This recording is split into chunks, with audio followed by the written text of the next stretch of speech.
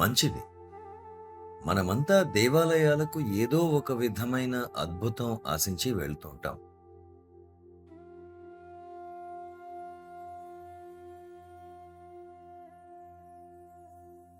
ఒక విద్యార్థిగా నేను వైద్య విద్యలో ప్రవేశం దొరకాలని దేవాలయానికి వెళ్ళేవాడిని.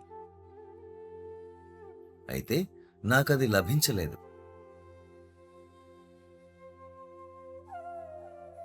Most people whose wishes, desires are satisfied,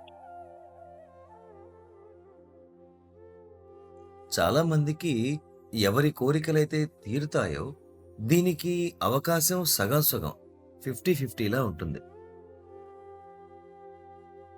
మీరొక నాణేన్ని పైకి ఎగరేస్తే బొమ్మ లేదా బొరుసు పడేందుకు సగం సగం ఛాన్స్ ఉంటుంది కదా.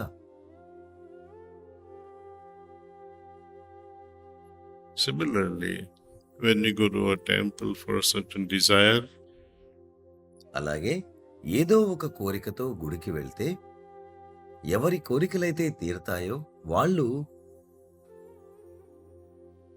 ఆ దేవతలకు ప్రచారకర్తలుగా మారతారు. నేను అక్కడికి వెళ్లి పూజలు చేశాను, కొబ్బరికాయ కొట్టాను, నా కోరికలు పూర్తిగా నెరవేరాయి. but those who go there with a wish and whose wishes are not satisfied, they don't speak much. అయితే అక్కడికి ఎవరైతే కోరికలతో వెళ్లి అవి తీరలేదో వాళ్ళు దాని గురించి మాట్లాడరు, ఏమీ చెప్పరు. కనుక ప్రజలకు కోరికలు నెరవేరేందుకు గుడికి వెళ్ళడం అనేది ఎంత నిష్ప్రయోజనమో తెలియదు. ఇలా 99% ప్రజలు గుడి గోపురాలకు వెళ్లేందుకు, కోరికలు తీరతాయి అనుకోవడం ఒక కారణం. అలా వాళ్ళు ఇప్పటి రాబోయే జన్మలలోని కష్టాలను తొలగించుకోవాలని ప్రయత్నిస్తారు. భవిష్యత్తులో స్వర్గ సుఖాలు పొందాలనుకుంటారు. There is inherent fear also that gets ingrained in all of them.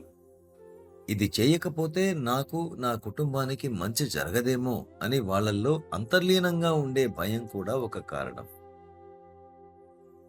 ప్రజలు ఈ మనస్తత్వాన్ని రాజకీయ నాయకులు అన్ని చోట్ల బాగా వాడుకుంటారు. భారతదేశంలో సమస్యలకు మూలం ఈ ప్రమాణాల వల్లనే. రామాయణ, మహాభారత గాథలు మనకు తెలుసు. సూర్యవంశీయుడైన దశరథ మహారాజు ఇలా అనేవాడు, ప్రాణం పోయినా మాట తప్పకూడదు అని. అంటే ఎట్టి పరిస్థితుల్లోనూ ప్రాణం ఉన్నా పోయినా ఇచ్చిన మాట ముఖ్యం. కనుక కైకేయి ఆయనకు, ప్రియనాథ, మీరు నాకు 2 వరాలు ఇచ్చారు అని గుర్తు చేసింది. ఆ సమయంలో ఆమె ఆ వరాలను అనుగ్రహించమని కోరింది. దశరథుడు ఎంతో అహంకారంతో నిండిన వ్యక్తి, అలాగే చాలా విధేయుడు కూడా. ఆయన కైకతో ఇలా చెప్పి ఉండవలసింది, మూర్ఖురాలా, ఎటువంటి వరాలు నీవు నెరవేరాలనుకుంటున్నావు? నీవు చాలా తప్పు వాటిని అడుగుతున్నావు, నేను వీటిని నెరవేర్చలేను అని. మిగిలిన కథ అంతా దీనివల్ల రక్షింపబడి ఉండేది. అలాగే హస్తినాపురంలో కూడా భీష్ముడు రాజ్య రక్షణకై చేసిన శపథం ఎంత తెలివి తక్కువ శపథం అది. Heartfulness offers a miracle, and you should be asking for such miracles. Heartfulness ఈ విషయంలో ఒక అద్భుతాన్ని చేస్తుంది. అటువంటి అద్భుతాల్ని మీరు తప్పక అడగాలి.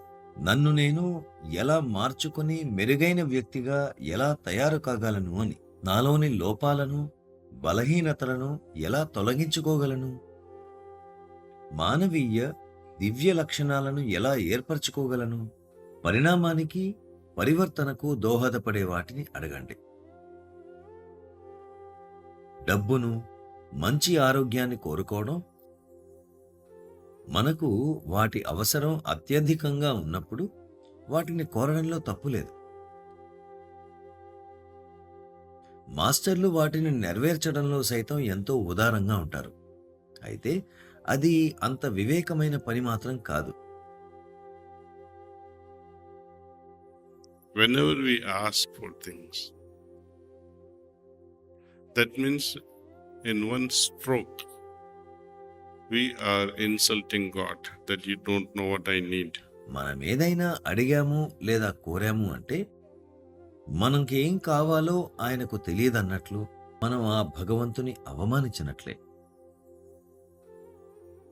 నాలో ఫలానా ఫలానా లోపాలున్నాయి, ఫలానా ఫలానా సుగుణాల కొరత ఉంది అని వాటిని మనం అడగాలి. దీనికి కారణం ఏంటంటే దుర్యోధనుని పరిస్థితి గురించి ఆలోచించండి. అతని లోపాలు ఏమిటో అతనికి పూర్తిగా తెలుసు. దాని గురించి అవగాహన ఉంది. చాలా మందికి ఆ అవగాహన కూడా ఉండదు.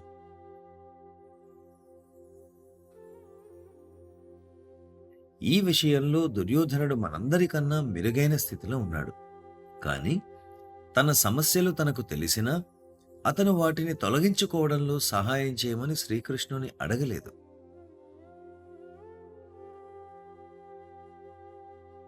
అలా చేసుంటే మహాభారత యుద్ధం జరిగేది కాదు.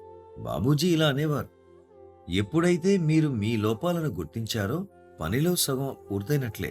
మీలోని ఆ అవగాహన వల్ల అప్పటికప్పుడే మీపై కృప ప్రవహించడం ప్రారంభించి మీ లోపాలను కడిగివేస్తుంది. The change has to be welcome change. I should invite the change within me. మనలో వచ్చే పరివర్తనను స్వాగతించాలి. నాలోని మార్పుకు నేను ఆహ్వానం పలకాలి. లేకపోతే బలవంతంగా మీ మనసును, హృదయాన్ని మార్చడానికి ప్రయత్నిస్తే ఇది ఎలా ఉంటుందంటే మీతో అనుబంధం ఏర్పరచుకునేందుకు ఇష్టపడని వ్యక్తిని మీరు బలవంతం చేసినట్లు అవుతుంది. మాస్టర్లు ఏనాటికి అటువంటి తరగతికి చెందరు.